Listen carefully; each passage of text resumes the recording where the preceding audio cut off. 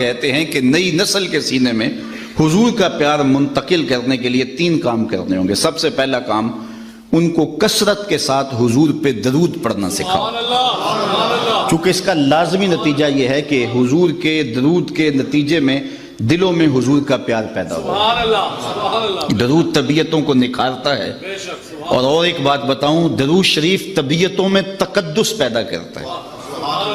اگر کسی کو یہ خوف ہو کہ میری اولاد غلط ہاتھوں میں چلی نہ جائے اور ان کی عصمت کا جوہر کہیں برباد نہ ہو جائے، کہیں ان کی نظر کا تقدس نہ لٹ جائے، تو وہ اپنی اولاد کو کثرت سے حضور پہ درود پڑھنے کی ترغیب دے، اولاد کو پاک دامنی نصیب رہے گی۔ درود کا یہ فائدہ بھی ہے کہ طبیعتوں کے اکھڑ پن کو دور کرتا ہے۔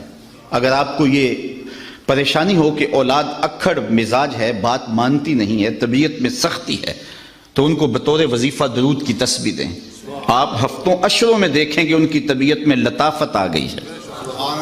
درود پڑھنے والے کو اللہ ذہانت کی دولت سے بھی مالا مال کرتا ہے۔ درود پڑھنے کا سب سے بڑا فائدہ یہ ہے کہ رسول کریم نے ارشاد فرمایا، قیامت کے دن میرے سب سے نیڑے وہ ہوگا جو کثرت کے ساتھ میرے اوپر درود پڑھنے والا ہوگا۔ تو اپنی اولاد کو کثرت سے حضور پہ درود پڑھنا سکھائیں گے تو اس کا لازمی نتیجہ یہ ہوگا کہ ان کے سینے میں حضور کا پیار پیدا ہوگا۔ دوسری بات، انسان فطرتاً حسن پسند ہے، یہ انسان کی طبع ہے، اس کا انکار نہیں کیا جا سکتا۔ جہاں بھی حسن ہوگا انسان ادھر لڑک جائے گا۔ کہتا ہے جب یہ طے شدہ ہے کہ انسان کا دل حسن کی جانب مائل ہوتا ہے تو پھر آؤ نہ اسے وہاں لے چلیں جہاں حسن بھی پانی بھرتا ہے اور عشق بھی غلامی کرتا ہے، اسے شہنشاہ خوباں کی چوکھٹ پہ لے چلیں۔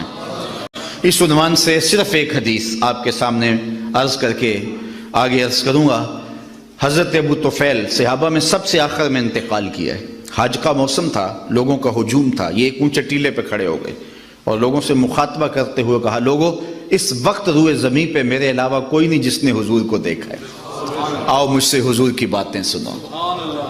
اللہ اکبر، جمع ہو گئے اور کہا، صف لنا رسول اللہ صلی اللہ علیہ وسلم، ہمیں حضور کا حلیہ بیان کرو، ہمیں بتاؤ حضور کیسے تھے۔ تو حضرت ابو طفیل نے 3 لفظوں میں حضور کا حلیہ بیان کیا۔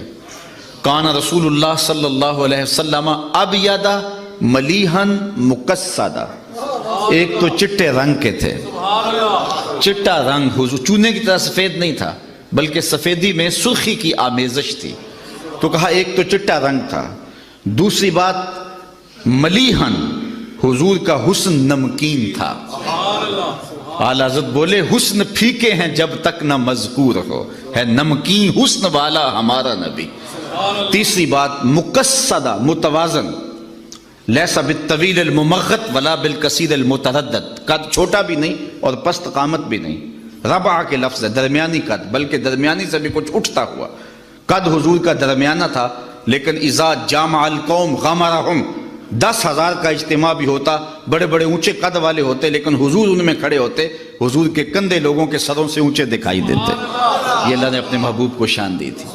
تو 3 لفظوں میں حضور کا حلیہ بیان کیا، یاد کیا جا سکتا ہے۔ کان رسول اللہ صلی اللہ علیہ وسلم ابیض ملیحا مقصدا، اور اگر عربی یاد نہیں ہوتی تو گولڑے کے تاجدار نے کام سوکھا کر دیا۔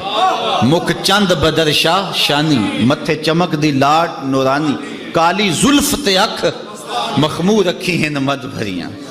تو حضور کا حلیہ بیان کرو گے تو نئی نسل کے سینے میں حضور کا پیار پیدا ہوگا۔ تیسری بات اقبال نے یہ بیان کی، وہ کہتے ہیں کہ جس طرح میرے حضور کی صورت جیسی صورت کسی کی نہیں، میرے حضور کی سیرت جیسی سیرت بھی کسی کی نہیں۔ تو جب حضور کی سیرت اپنی نسل کے سامنے رکھو گے تو ان کے سینے میں حضور کا پیار پیدا ہوگا۔ نجی زندگی، کسی زمانے میں ایک غیر مسلم نے اسلام قبول کیا تو اسے پوچھا گیا کہ اسلام کی کس قدر نے تجھے متاثر کیا ہے؟ تو وہ بولا، سیرت کا صرف ایک واقعہ میری ہدایت کا سبب بن گیا۔ کیا واقعہ؟ کہا مجلس حضور کی لگی تھی، ہجوم عاشقاں تھا، تو ایک شخص نے عرض کی، حضور میرا بیٹا کئی دنوں سے گم ہے، مل نہیں رہا، آپ دعا کیجئے میرا بیٹا مل جائے۔ قبل اس سے کہ حضور کے ہاتھ اٹھتے، مجلس میں موجود ایک شخص کھڑا ہو گیا، حضور میں اس کے بیٹے کو جانتا ہوں اور ابھی فلاں باغ کے قریب سے گزر کے آیا ہوں، وہاں بچوں کے ساتھ میں نے اس کے بیٹے کو کھیلتے ہوئے دیکھا ہے۔ جب باپ نے سنا تو اس نے دوڑ لگا دی. حضور نے فرمایا سے بلاؤ. بلایا گیا. بہت جلدی ہے؟ جی حضور آپ جانتے ہیں ایک باپ کے جذبات کیا ہیں. کئی دنوں سے بچہ بچھڑا ہے, اب خبر ملی ہے تو بہت جلدی اپنی آنکھوں کی پیاس بجھانا چاہتا ہوں. ماں الگ تڑپ رہی ہے, کئی دنوں سے اس نے کچھ کھایا نہیں, کچھ پیا نہیں. میں چاہتا ہوں کہ بہت جلد اسے ملوں اور سینے کو قرار ملے. فرمایا ضرور جاؤ, میں تجھے روکتا نہیں, روکنے کے لیے بلایا بھی نہیں, لیکن میری ایک بات سنتے جانا کہ جب تم باغ کے کنارے جاؤ اور بچوں کے ساتھ اپنے بچے کو کھیلتا ہوا دیکھ لو تو اسے بیٹا بیٹا کہہ کے آوازیں نہ دینے لگ جانا. اس کا جو نام رکھا ہے اس نام سے پکارنا. عرض کی حضور میرا بیٹا ہے, اگر بیٹا کہہ کے پکاروں تو اس میں حرج بھی کیا ہے؟ فرمایا تم کئی دنوں سے بچھڑے ہو, تمہارے لہجے میں بلا کا رس ہوگا اور تم نہیں جانتے, ہو سکتا ہے کھیلنے والوں میں کوئی یتیم بھی کھیل رہا ہو, اور جب تم اپنے بیٹے کو بیٹا کہہ کے پکارو گے تو یتیم کا دل چھریاں اس پہ چلے گی. آج میرا باپ ہوتا تو مجھے بھی بیٹا کہہ کے پکارتا. کہا یہ شوق گھر جا کے پورا کر لینا.